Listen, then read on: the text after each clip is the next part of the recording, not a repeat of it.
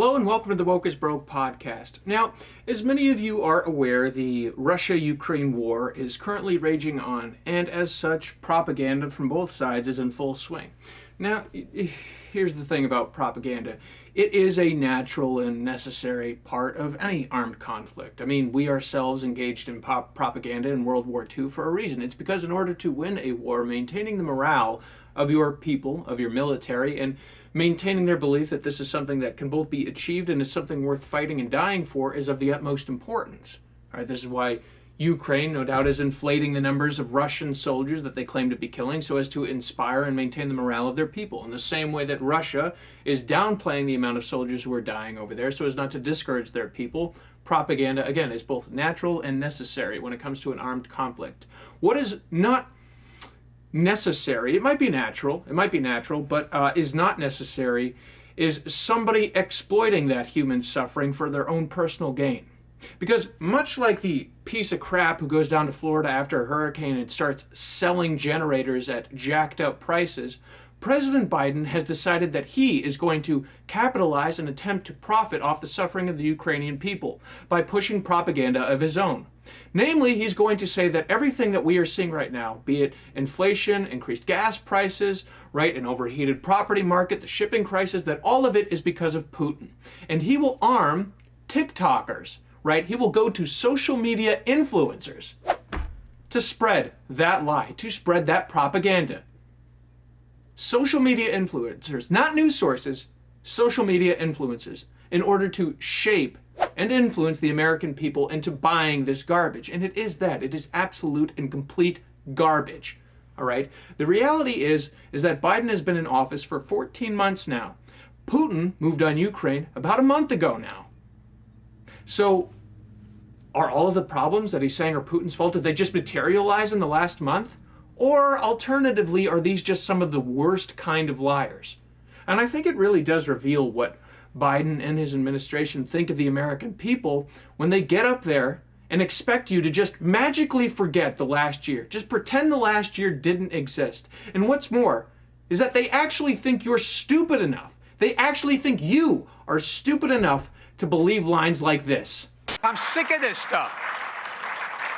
We have to talk about it because the American people think the reason for inflation is government spending more money. Simply not true. Right? Government spending doesn't have anything to do with inflation. You know, that's funny because my understanding of inflation was that when you have too much of something, right? When you have too many US dollars in circulation in the economy chasing fewer goods, that leads to inflation. Now, that's my understanding of inflation because that is what inflation is, okay? When you have a brain-dead administration that pumps trillions of dollars needlessly into an already overheated economy, and then you add a shipping crisis on top of that, and then you pay people to stay home, that leads to more American dollars in circulation not being spent on goods. That means the more you have of something, the less it is worth. Government spending, needless and reckless government spending, to the tune and the size that they have been doing for the last 14 months at this now, trillions of dollars, right? This absolutely leads to inflation. And you'd have to be an idiot to not recognize it. And again, this just speaks to how little they think of you. This speaks to how little they think of you. This speaks to just the contempt that these people have for the American people. And you know, Joe Biden isn't alone in that. Nancy Pelosi, she was towing the same line right here. When we're having this discussion, it's important to dispel some of those who say, well, it's the government spending. No, it isn't. The government spending is doing the exact reverse, reducing the national debt. It is not inflationary. Now, how can I explain that logic right there? How can I explain Nancy Pelosi's line of thinking right here? How about an example, shall we? So let's say I'm Nancy Pelosi and I borrow $100 from a bank and I spend it on, I don't know, Botox injections, you know, because I'm Nancy Pelosi and I've been dead for 87 years and I'm older than Methuselah himself. And then I decide I'm going to borrow another $100 from the bank and I'm going to take $50 of that 100 and I'm going to spend it, I don't know, getting the same haircut that the bad guy from the first Dirty Harry movie had. and then I'm going to take the leftover $50 and go back to the bank and put it towards the amount that I owe the bank, right? Well, I just reduced the debt, right? Right? Because before going back to the bank for the third time, I owed $200. Now I only owe $150. But only by taking out an additional debt and increasing your original amount that you owed by an additional $50. You cannot take something out of nothing. Okay? Listening to these people talk about economics is like listening to schizophrenics teach mathematics. Okay? If I have a credit card bill for $2,000, I cannot go out and open up another credit card and then try to pay off that first credit card with the second credit card. All right? This is finances 101. That would be a very stupid thing to do. The idea that you could just pull money out of the ether and pay off what you owe without increasing what you owe is ridiculous and asinine at best. They know it's ridiculous and asinine, right? Because these people aren't stupid when it comes to finances. If you look to any single one of them, they have increased their fortunes 100-fold since before, compared to when they first entered into politics, right? What was Obama's net worth? All right, so these people know how to make money. They know how to make money. They just don't want you to know how to make money. They expect you to be stupid enough to believe crap like that. And it really is sickening to just see the elected minority have such utter contempt for the American people on such a regular basis, to treat us like we're a bunch of jackbooted moron idiots that they could just herd around like sheep. All the while getting their kicks off doing whatever the hell they want. I mean, just look at the Democratic retreat, the Democratic House retreat that they had this past weekend, right? Now, this was a retreat that all the Democrats were so eager to go to that they actually had to rush voting on a bill, another $1 trillion bill that isn't going to do anything to help the American economy in any way whatsoever, right? But they had to rush voting on this to get out to Philadelphia where this retreat was happening, right? Why? Because there was a drag queen performer playing there that they desperately wanted to see. And then they got into the self-aggrandizing, patting themselves on the back routine over the weekend. Nancy Pelosi, again, proving that she is just an utterly useless and horrible woman, going out there during this retreat and had a few words to say for the American people. Let's listen to that, shall we? Now, I just say, Mr. President, it's an honor for us to receive you any day. But on the one-year anniversary of the rescue package, the American Rescue Plan, thank you for joining us and thank you for your leadership to make that happen. You know, and we've all talked about it all weekend, millions of jobs created under your leadership, hundreds of millions of vaccinations taking place, children in school, people back to work, child tax credit, so many things that you made possible and to improve the lives of the American people. And it is one-year anniversary. More to be done. What we talked about here, when I heard you say in that room, and I've quoted you, you will be very pleased to join in a bipartisan way for an infrastructure bill, but you would not confine your vision for America to just that. And we have other initiatives that are being put forward. As you said in your State of the Union address so clearly, your message was about hope, it was about progress, and it was about empathy for the people, many of whom have not felt the full benefit of the upturn in our economy. But this election, because we talk about empathy, under your leadership, we talk about equality and equity and all that we are doing, whether it's building infrastructure or advancing our economy, to do so in a new, fresh way, to not only help people survive, but to help them succeed, and to do so in a transformative way where many more women and people of color participate in that. And you are making that happen with equality, equity, with empathy for the people, making progress. I'll just close by saying we have to show the public the relationship between democracy and their kitchen table concerns. If the other side has its way in suppressing the vote and nullifying elections, what does that mean? It means big, dark money dominates. So at the kitchen table, people will not have the confidence that they can have lower drug prices or higher minimum wage or better public education for their children or safer neighborhoods free of gun violence, because that big, dark money which would prevail if the Republicans have their way in suppressing the vote and in nullifying elections. Okay. So just a number of things, a number of lies to go over there. First of all, she touts the American Rescue Plan. Okay, so here's the thing. What has the American Rescue Plan actually rescued Americans from?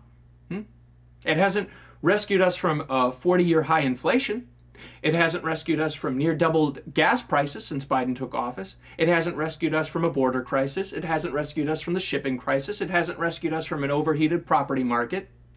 So what has it done? The answer is nothing. The answer is nothing. She talks about how these policies, this legislation that they've been passing, how that's helping to improve American lives. American lives are objectively worse today than they were a year ago. They are objectively worse today than they were a year ago. All right? That isn't an opinion, that is a fact.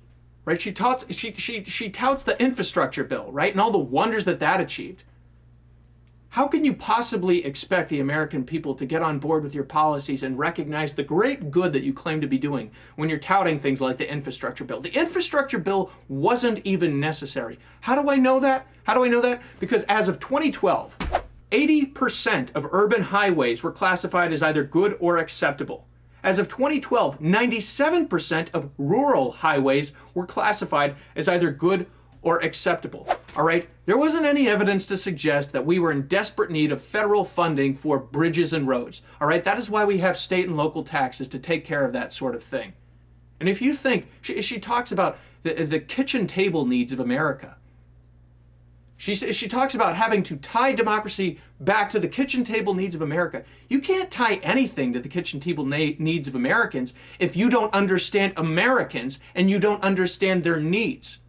All right? We do not need infrastructure packages. We do not need the American Rescue Plan. All right?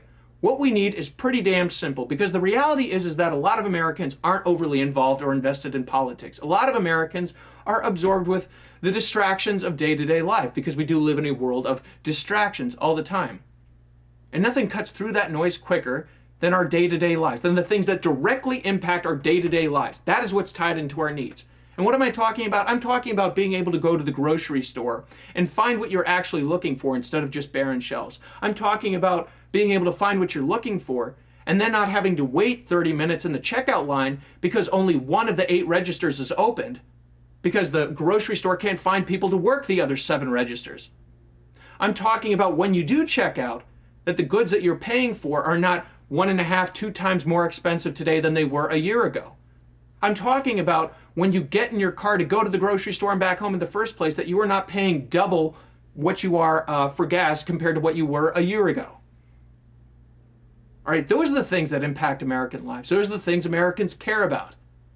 Those are some of our kitchen table needs. And everything that you have done has made those things drastically worse.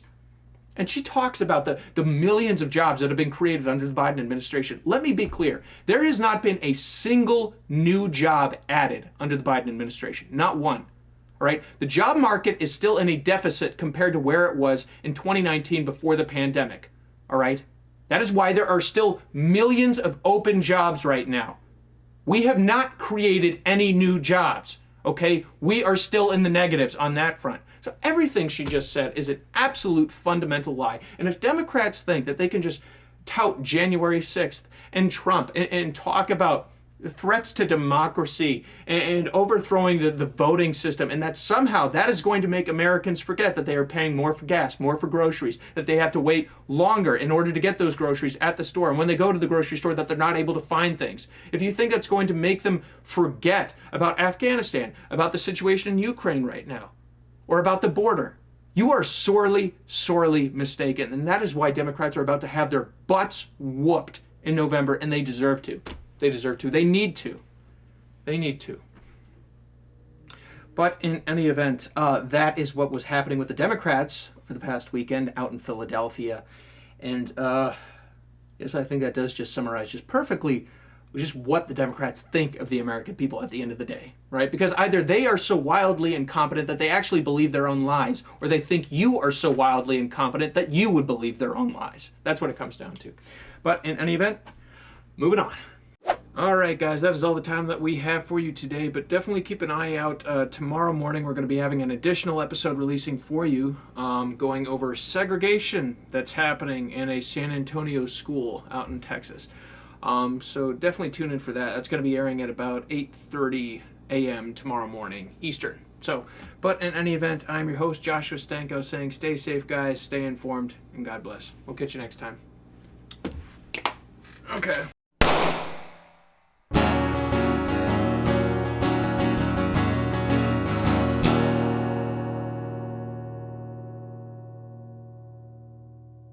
American lives are objectively worse today than they were a year ago. They are objectively worse today than they were a year ago. All right? That isn't an opinion, that is a fact. There you are in a Gothic mansion on a rainy night. The only thing you left is strutting Heathcliff across the moor. Thank you for completely messing up my take. Son of a bitch. Did you get that on tape? Yeah, it's on. It's recording right now. Oh, okay. Should get the hell out of here. Get out of here. That's going to be a fun one to add to the bloopers. Oh, God.